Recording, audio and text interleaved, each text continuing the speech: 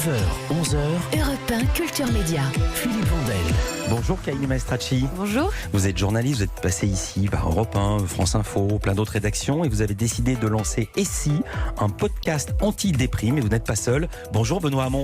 Bonjour. On vous a connu homme politique, ancien ministre de l'Éducation et surtout ancien candidat à la présidentielle de 2017 où vous avez obtenu 6,36% des voix et la 5e place. Depuis, vous avez pris du champ, quitté la politique ou pas. Vous faites quoi depuis ?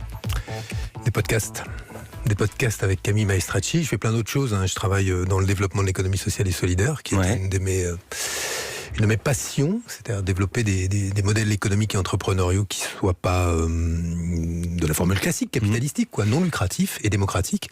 Et puis j'enseigne.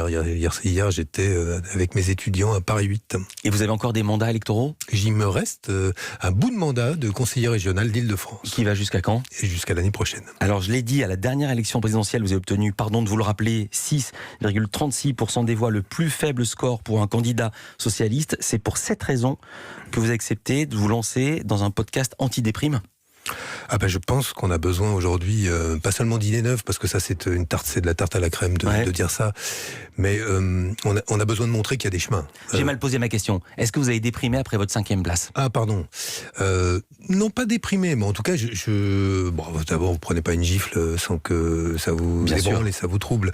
Et après, la question, c'est de savoir pourquoi vous l'avez prise. Est-ce que vous êtes le seul responsable de la gifle que vous avez prise ? Non, c'était pas ma question. Mais on dit que les gens qui font de la politique ont le cuir tanné et qui se relèvent très très vite des coups qu'ils reçoivent. Je sais pas, en tout cas. Parce que je veux faire le lien avec ce podcast anti-déprime. On a pris l'habitude, en tout cas, ce que je pense qui m'est resté de ça, c'est que quand Camille Maestracci m'a appelé pour me proposer de faire un podcast sur des idées heureuses, des solutions positives, je me suis dit quand même que ce qu'on avait fait lors de l'élection présidentielle était un petit peu contre l'air du temps. Le revenu universel, l'attaque sur les robots, c'était les perturbateurs endocriniens à l'époque, c'est qu'on ait cherché des solutions et essayé d'avoir un temps d'avance. On va rester, en tout cas, philosophiquement, je me retrouve bien, c'est cohérent avec ce que je crois et ce que je pense. Camille